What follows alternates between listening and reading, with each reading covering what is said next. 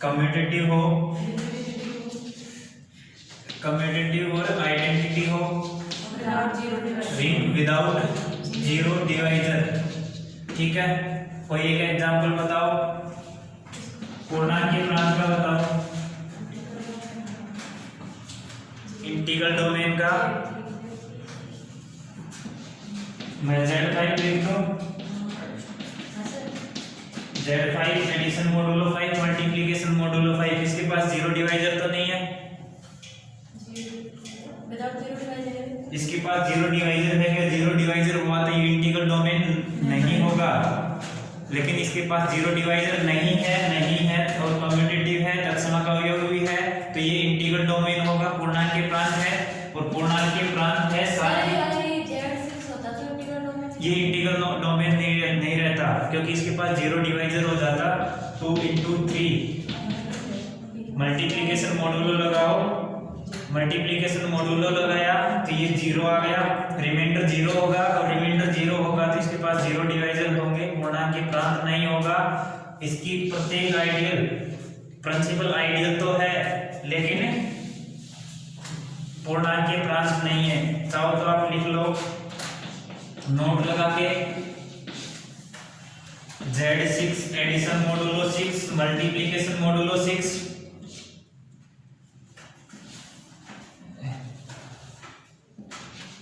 मुख्य गुणजावली वलय तो है,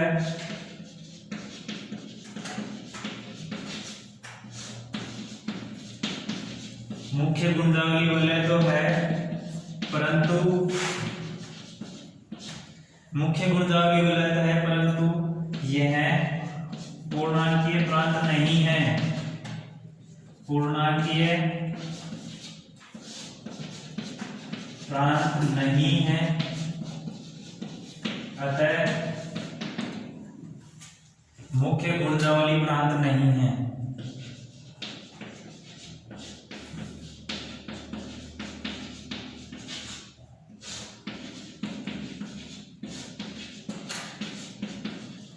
और पूर्णांक की प्रांत क्यों नहीं है? क्योंकि इसके पास जीरो डिवाइजर है। ठीक है, जीरो डिवाइजर है तो यह पूर्णांक के प्रांत नहीं है।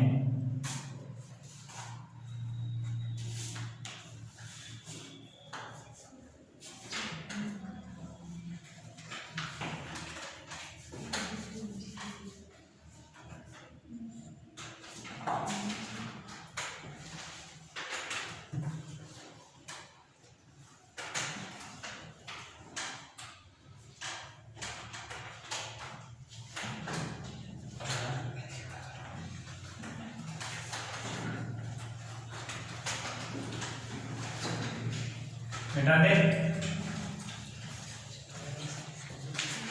नेक्स्ट आती है थ्योरम नंबर 7।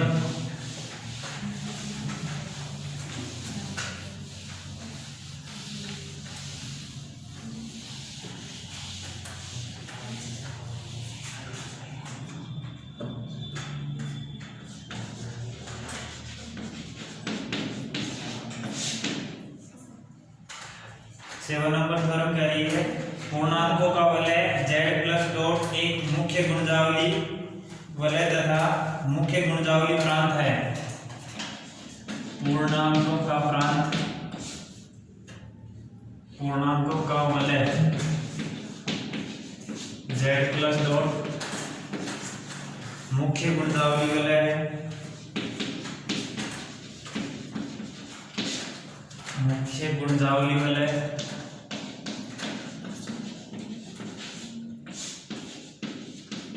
और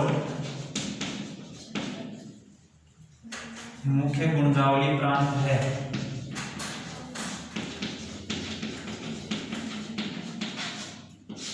मुख्य गुणजावली प्रांत है।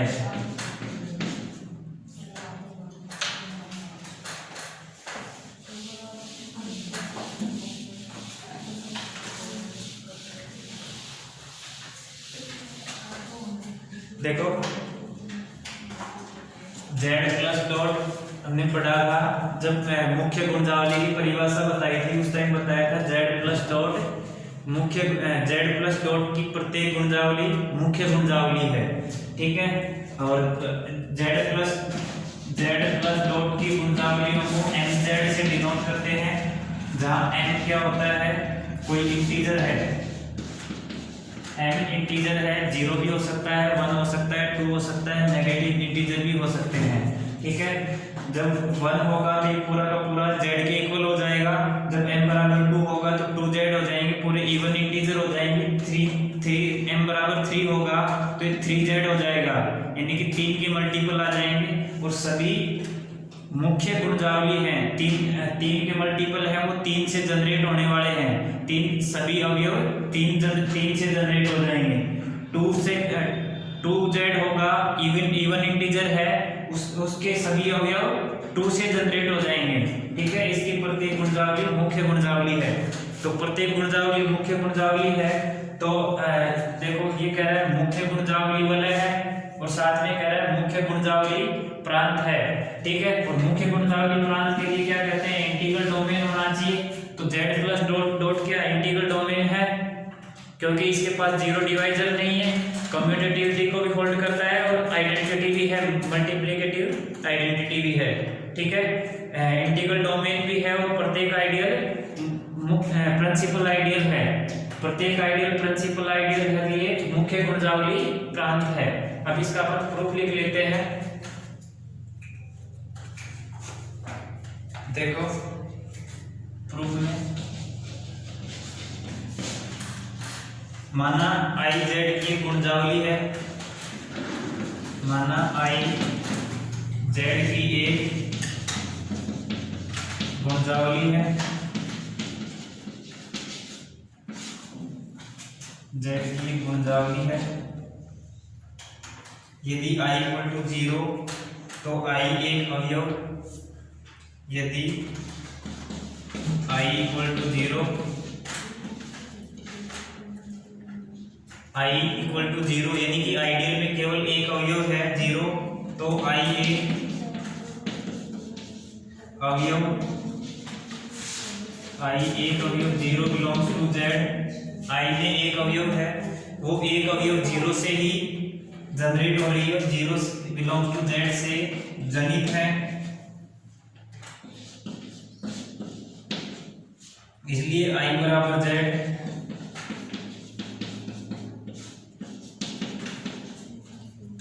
एक मुख्य गुणजावली है, z की जगह 0 लिखो, 0 एक मुख्य गुणजावली है,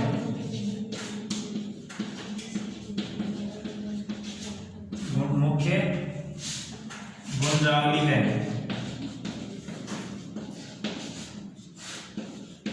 ठीक है। अब माना i नॉट इक्वल टू 0, देखो i इक्वल टू 0 केवल एक तत्समक अवयव विद्यमान है, तो ये मुख्य गुणजावली है।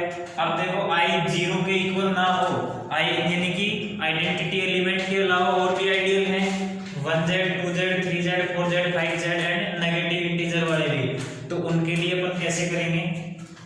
अब माना कि i नॉट इक्वल टू 0, अब माना कि i नॉट इक्वल टू 0, ठीक है। ये i डिनोट कर रहे हैं आइडियल से, i आइडियल को जनरेट डिनोट कर रहा है, तो i नॉट इक्वल टू 0, ठीक है। यह भी i नॉट इक्वल टू 0 तथा यह भी माना कि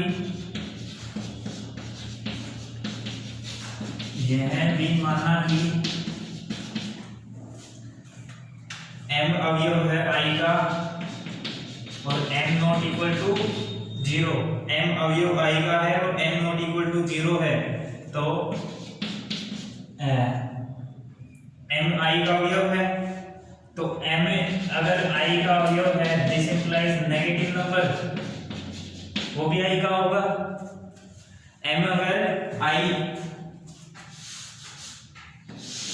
देखो z के जो आइडियल हैं वो इस टाइप से आते हैं, जैसे mz है, इसको हम कैसे लिखेंगे, 0 plus minus m plus minus 2m plus minus 3m and so on, ठीक है। अगर हम i को m को i का मेंबर मान के चल रहे हैं, यानी कि आइडियल का मेंबर मान रहे हैं, तो m आइडियल का मेंबर है तो माइनस n m वो भी आइडियल का ही मेंबर होगा। तो ये चीज लिखी है कि m अगर आइडियल का मेंबर है तो माइनस m वो भी आइडियल का मेंबर है। अब देखो, अतः I में एक धनात्मक पूर्णांक विद्यमान है, अतः I में एक धनात्मक पूर्णांक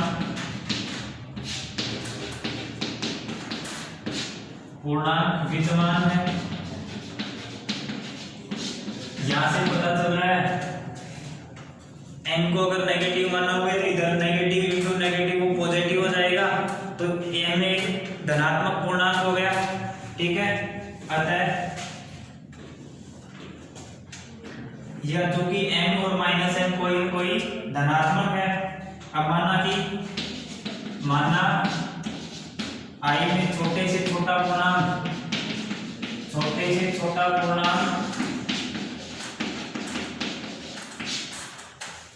a है तथा b अवयव है I का कोई दूसरा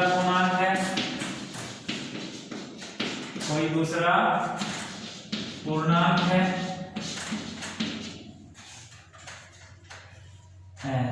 अब विभाजन नियम से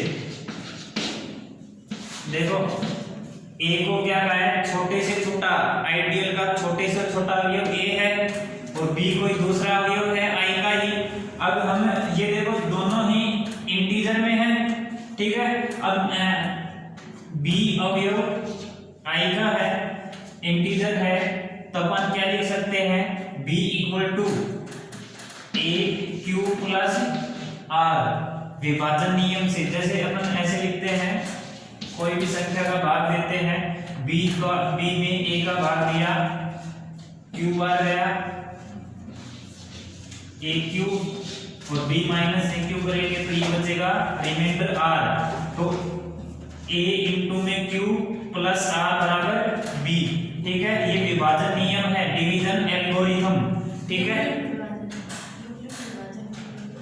डिवीजन एल्गोरिथम विभाजन नियम, यूक्लिड विभाजन नियम। हाँ वही है। अब आप कुछ और बोलते होंगे, मैं विभाजन नियम से जानता हूँ। तो b equal to a q plus r, जहां q और r है वो इंटीजर है। ठीक है, b और q r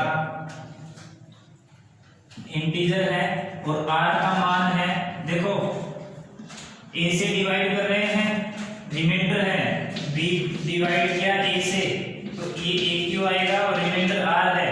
r का मान a से तो छोटा रहेगा और 0 से बड़ा रहेगा, क्योंकि 0 आ जाए, नीचे 0 आ जाए। हाँ, r का मान मैं ये कह सकता हूँ ना,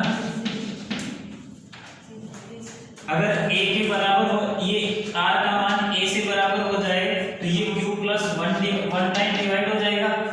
ठीक है, और रिमाइंडर अगले में 0 आ जाएगा, तो इसलिए a के भी बराबर नहीं होगा, ये 0 के भी बराबर नहीं होगा। अब देखना ये कंट्राडिक्शन आ जाएगा, 0 लेस देन,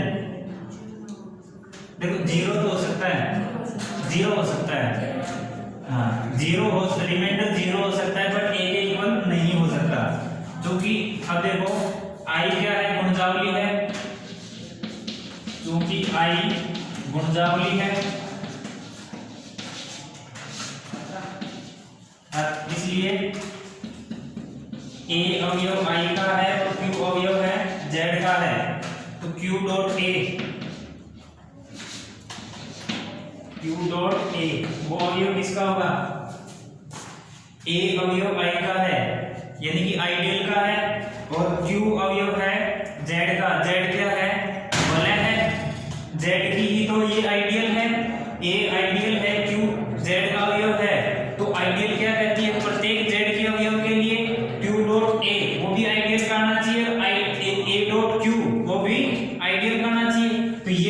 किसका अवयव होगा? आइडियल का अवयव होगा। अब देखो बी अवयव आइडियल का आ गया, बी अवयव आइडियल का लेके चले थे यहाँ, ये देखो ये रहा, ठीक है। बी अवयव आइडियल का आ गया और क्यू ए है वो भी अवयव किसका है? आइडियल का है।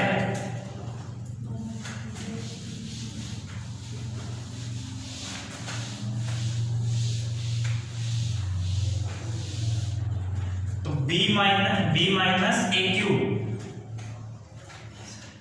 बी अवयव आइडियल का है, क्यू ए अवयव आइडियल का है। This implies b minus a Q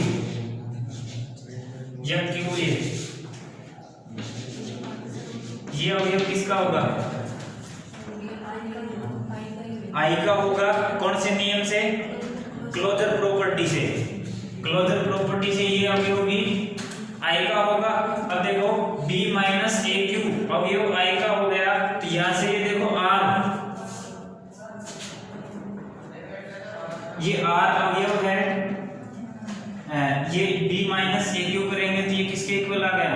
r के इक्वल आ गया, और r के इक्वल आ गया तो ये देखो a क्या है? छोटे से छोटा पूर्णांक है, बिल्कुल सबसे स्मॉलेस्ट नंबर है, और ये कह रहा है r का मान a से भी छोटा है। कंट्राडिक्शन आ गया ना, तो ये r को क्या होना पड़ेगा? 0 होना पड़ेगा, ठीक है। यानी कि मैं ये कहूं 2 है वो सबसे छोटा अवयव है, ठीक है, और 4 में 2 का डिवाइड किया तो ये 4 ये 2 रिमाइंडर क्या आ गया? 0। तो यही कह रहा है कि 0 से लेस देन इक्वल होना चाहिए रिमाइंडर, और ये, ठीक है। नहीं आया ये चीज समझ में? ठीक है, तो r को किसके इक्वल होना पड़ेगा? 0 के इक्वल होना पड़ेगा। अब देखो अब यदि 0 less than r less than a, तब r not equal to 0, r does not belongs to i, ठीक है। 0 से बड़ा और a से छोटा हो तो r i का मेंबर नहीं होगा, क्योंकि i a है वो सबसे छोटा है, i का सबसे छोटा अवयव है, ठीक है, और r कह रहा है मैं तो a से भी छोटा हूं, तो ये आइडियल का मेंबर नहीं होगा, ठीक है, क्योंकि a वह छोटे से छोटा पूर्णांक है, छोटे से छोटा पूर्णांक है जो i में है, अर्थात a से कोई छोटा पूर्णांक, a से कोई छोटा पूर्णांक i में नहीं है,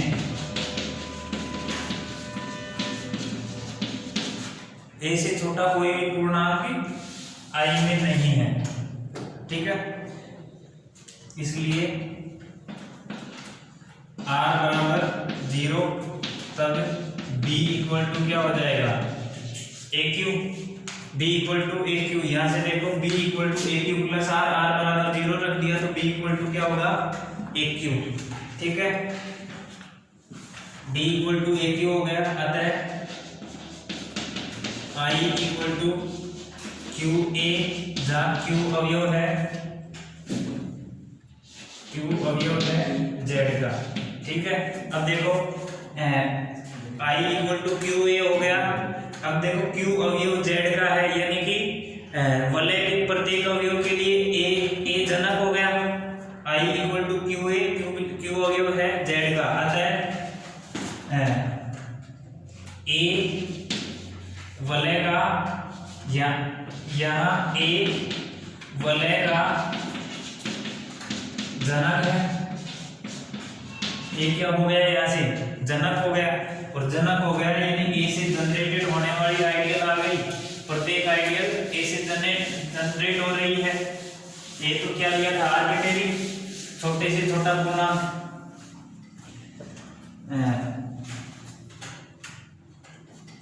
या लिख सकते परंतु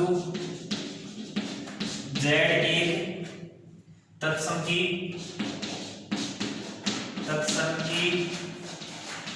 क्रम मिलने वाला है, तत्सम की क्रम मिलने वाला है। अतः Z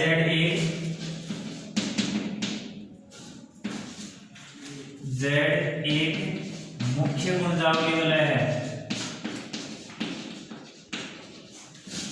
Z एक मुख्य गुणजावली वाला है।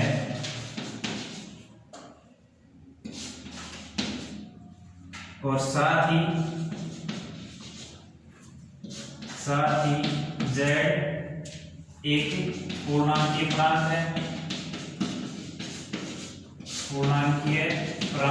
क्योंकि इसके पास कम्यूटेटिव भी है और आइडेंटिटी भी है, मल्टीप्लिकेटिव आइडेंटिटी है, इंटीग्रल डोमेन भी है, यानी कि जीरो डिवाइजर भी नहीं है, तो ये पूर्णांकीय प्रांत है, यानी कि इंटीग्रल डोमेन हो गया और इंटीग्रल डोमेन है। अतः क्या कह सकते हैं, Z एक पूर्णांकीय प्रांत मुख्य गुणजावली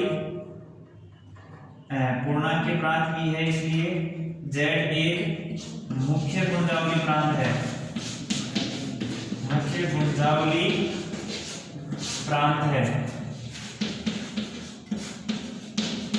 ठीक है,